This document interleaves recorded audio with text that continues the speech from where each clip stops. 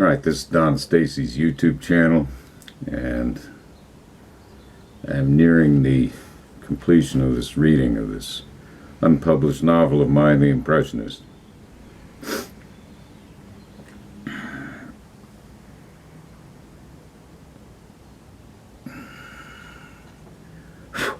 Now, you'll recall that Theo got into a fight in a bar called the Illinois. And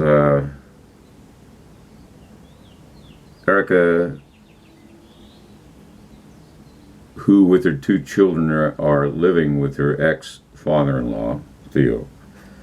The two of them are sitting in the living room after dinner, and her two kids are upstairs doing their homework. She's a high school English teacher, so she's ambitious for her children. And he's reading the newspaper, and she notices his braided knuckles, his right hand, where he slugged this guy and scraped his knuckles across the guy's teeth. After Erica had scolded him over the matter of his having got into a fight at the Illinois, Theo felt thoroughly chastised. Nearly the same way he used to feel years ago when his own mother had given him a sound talking to. This having been immediately preceded by either a spanking, being grounded, or both. Now, whenever he and Erica happened to be in the house at the same time, he adopted an air toward her of taciturn neutrality, colored by a dwindling resentment as he kept thinking, she wasn't there and doesn't know half of it. Why, over half the men out there in and around Spokane are no better than mindless hillbilly Trump supporters, enthralled by the former president's love of isolation, his brazen disregard toward authority, and his inclination toward general anarchy, just as long as it never reaches his doorstep in Mar-a-Lago. That she had recently come to look at him as a lowbrow Neanderthal irked and needled him every time he allowed himself to think about it. Gotta go fetch my cigarettes. Oh, no, I don't. Happy days.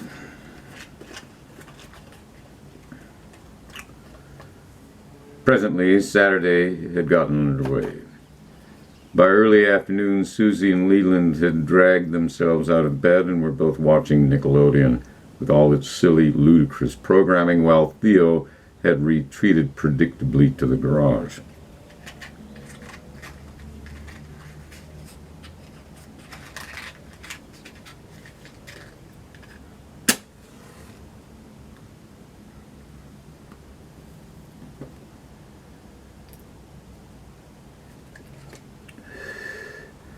She went into the living room and announced that she was going out to do some grocery shopping and run a few errands. When Grandpa comes back into the house, she said, be sure to tell him that I went to the store. Do you think you guys can remember to do that? Susie rolled her eyes and said, yes, Mother. Well, I should hope so. See you two later. In less than 10 minutes, she drove her car into the parking lot of a cafe where she and Jen McFadden had planned to meet. Erica had initiated this arrangement as she felt increasingly troubled by Theo's recent conduct, and this kept weighing down upon her, and she needed to talk this through with her friend to help her sort things out. She and Jen had been friends for several years and had a good deal in common. On occasion over the years, they had shared some of their more intimate troubles with one another. Jen soon arrived as well, each of them wearing their casual weekend clothes, jeans, sweatshirts, and running shoes. They're both teachers at the high school. I must look like hell, Jen said. I had to rush out of the house to get here on time. Well, don't be ridiculous. You'll look fine, Erica reassured her. Easy for you to say. I've hardly seen you, Erica, when you didn't look ready to have your picture taken. Oh, that's nonsense. You know it is. So how are you? Fine. Doug got that promotion he was hoping for. Now we've started talking about a vacation in Europe, either Italy or Spain. But so far we haven't made up our mind. So, what's it like at your new house these days? Well, Erica said, try this on. The other day, Theo got into a fight at the Illinois. Are you kidding me? No, but I wish I were. But why? What happened? He and his buddy Sam, you've met him. They were sitting around and, well, you know, they're both union men and they were talking politics, and this guy in the next booth overheard them and, I guess, got in their face about it. Oh, boy, Jen said, imagining this fraught scene. Yeah, that's what I say. Oh, boy. By now, Jack's new life as another denizen within the hills of Hollywood had settled into a fairly recognizable pattern, much of which involved Octavia, who was presently on his mind more than ever. Sometimes when they were together, he felt as though he were in a continual state of enthralled mystification. T-Bone Jefferson, the talent agent who, as you may recall, worked for the William Morris Agency and to whom Jack had remained loyal throughout this entire period, had come up with a gig for Jack, which would later prove to turn into an ongoing position as an in-house scriptwriter for one of the new up-and-coming film production companies, Prism Pictures. As long as Prism Pictures remained in viable corporate existence, Jack was assured of a permanent position in which he would not only produce original screenplays, but on occasion he would also adapt the latest hot-selling novel to the silver screen, and when necessary sometimes serve as a script doctor. During this new and absorbing period in his working life, Jack would happen to run into Stephen Hunterberg now and again. But by this time, Hunterberg had become well aware of his wife's association with the stand-up comic turned scriptwriter.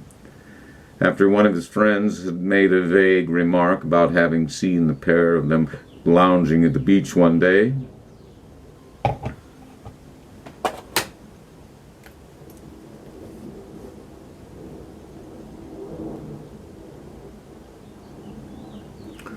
Stephen was uncustomarily irked and vexed to the point where he then hired a private detective to report on Octavia's every move. But only a few days after Stephen Hunterberg had initiated this surveillance upon her, Octavia happened to glimpse the man who had been tailing her. She phoned Jack straight away, and as soon as he answered, she said, "I'm almost certain Stephen is having me followed.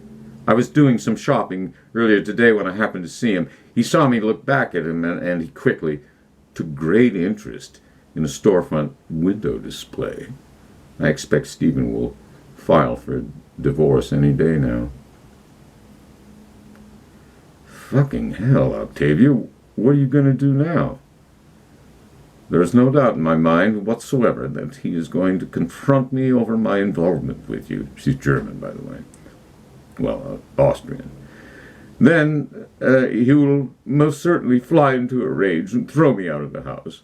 All of my girlfriends are married, Jack. I won't be able to stay long-term with them, any of them. So when this happens, I will have to stay with you. No worries, Octavia, he said.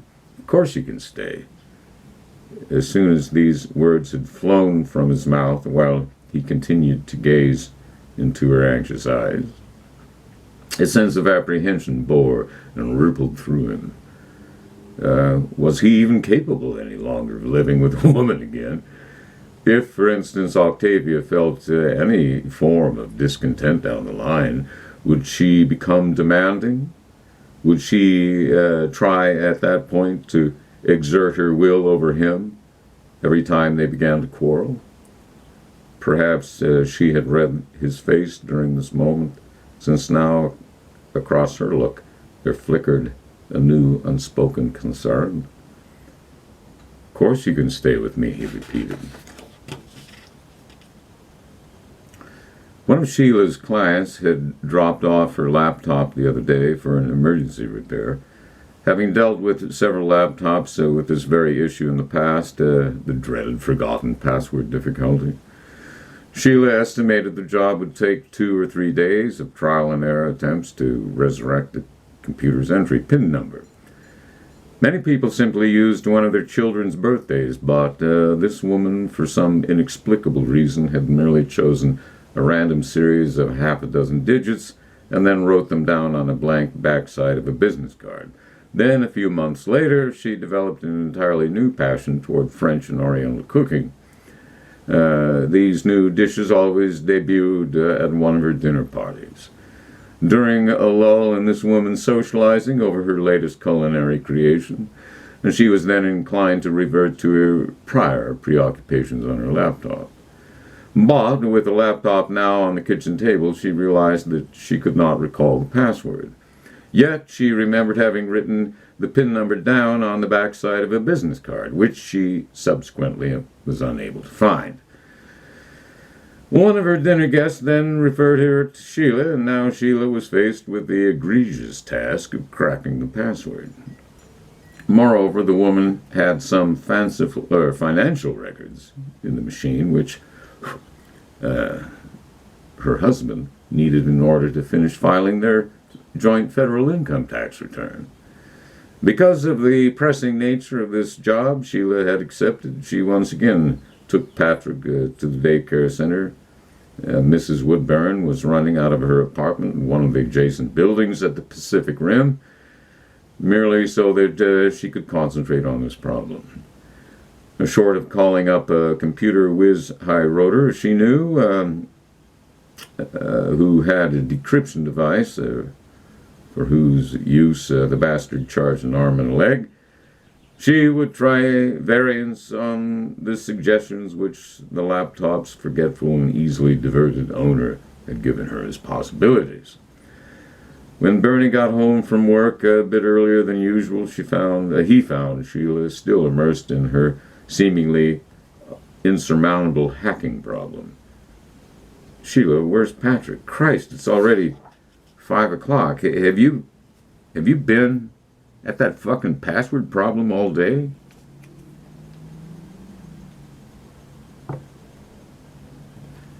"Yes," she said with a note of despair, "and it's driving me crazy. Would you go get Patrick? I've got to keep working on this. If I can't get it done on my own, I'm going to have to call this hacker I know. He's got some very useful equipment people never see except in the movies. But the son of a bitch is going to charge me $300 to unlock this woman's laptop for me. And I told her I'd have it done in 3 days at most, and that I'd charge her between $150 and $250. Now it looks like I'll be forking out $300 to Retro Dave." "Retro Dave? Who the hell is that? You never mentioned him before." "Oh, I've known this guy for years, Bernie, but I try to contact him as little as possible. His services, some of them, are not entirely on the up and up, if you know what I mean." "No, I don't. What are you talking about?" Retro Dave is a professional hacker, Bernie. He's good at what he does, but he's also just plain weird. Out there on the fringe, is he? Oh, for sure. And to top that off, he's an extraordinary slob. I cringe every time I've had to go over to his house. He's practically an agoraphobic. Hardly ever sets foot out the front door. He has his groceries delivered, Bernie. And over the years, the big jerk has jacked up his prices. Well, he's in a large crowd there. Yeah, isn't that the truth? Theo, you've got to promise me that you're not going to teach Leland how to fight. They were in the living room following dinner. The kids were upstairs in their rooms. He gave her a long, sad, resigned look and said, "Sure, Erica, no problem." "I mean it. I'm not going to have my own son behave like a bully." Erica, He's not going to learn any fighting maneuvers from me, I promise. Well, okay then. But if I ever catch you... Calm down, Erica. A promise is a promise. You have my word. She studied him for a moment. That's good enough then. I believe you. Octavia, I know you're seeing that Bayfield guy. Don't bother denying it either. I know this for a goddamn fact, Octavia. Well, what have you got to say? They were each seated in a lounge chair outside on the tree-shaded patio behind the house, the guest cottage a mere 20 feet away. I'm rather surprised you took this long to make your discovery, Stephen, as absorbed in your work and even more in yourself as you are. Christ, you're not even going to lie about it, he said in disgust. What would be the point, darling? You surely have been apprised of the situation. You're a tireless gumshoe that's seen plenty, I'm quite sure. Yes, he has. That sleazebag really pulled through for me. Well, baby, I expect now we should part ways. I want you to clear out all your fucking clothes and books and pictures, all your fucking cosmetics cluttering the bathroom. Get the fuck out. Very well. I will get all this underway tomorrow. The sooner the better, he grumbled with bitterness, and then he shoved himself out of his chair and stalked back into the house. He's pissed. With an impassive expression, she removed her cell phone from the folds of her semi-translucent, shimmering emerald green bathrobe and called Jack. When he answered, he said, Hey, Slim, what's on your mind, sweetheart? Jack, a moment ago, Stephen confronted me with our affair. He expects me to be out of the house by the end of the week. So the axe has finally fallen. Hell, Octavia, we both knew this would happen, that he'd find out. Now I will have to hire a moving company, she said. Where am I going to put everything? I simply will not leave it all there. Imagining a team of movers bringing furniture, her immense wardrobe, and all her books into his house alarmed him. Well, just how much stuff are we talking about? Not a lot. You will see.